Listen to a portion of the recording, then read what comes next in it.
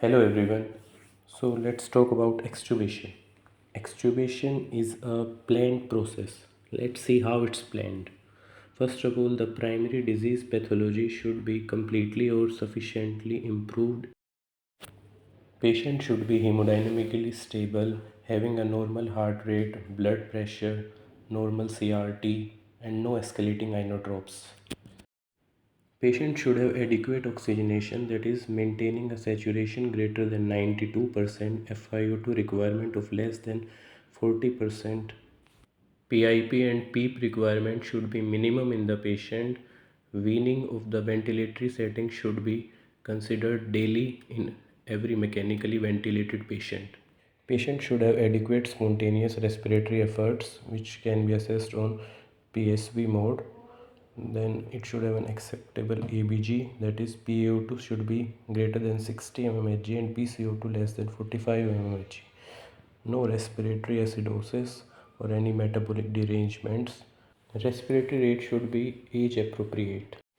Child should have a good cough reflex, gag reflex should be present, and secretions should be manageable, and suctioning should be done if needed.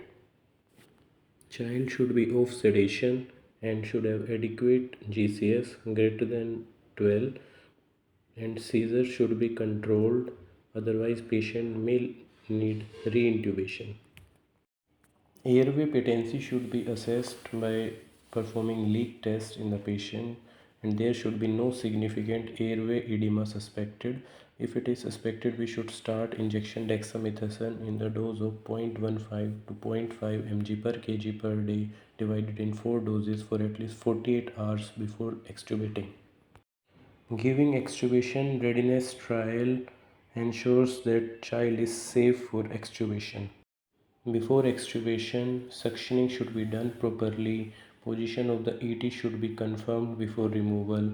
Reintubation equipment should be ready, and NIMV or HFNC ventilation should be given to the patient.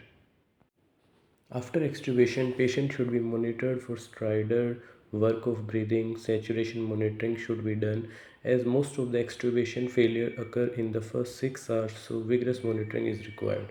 High risk patients should be identified, that is who needed prolonged ventilation, multiple intubations, copious thick secretions, weak cough reflex, neuromuscular weakness, upper airway edema history in the patient. So extubation is a planned process requiring teamwork, planning and vigilant monitoring. So we should make a checklist, prepare the patient, give trials, extubate and then monitor. Follow for more.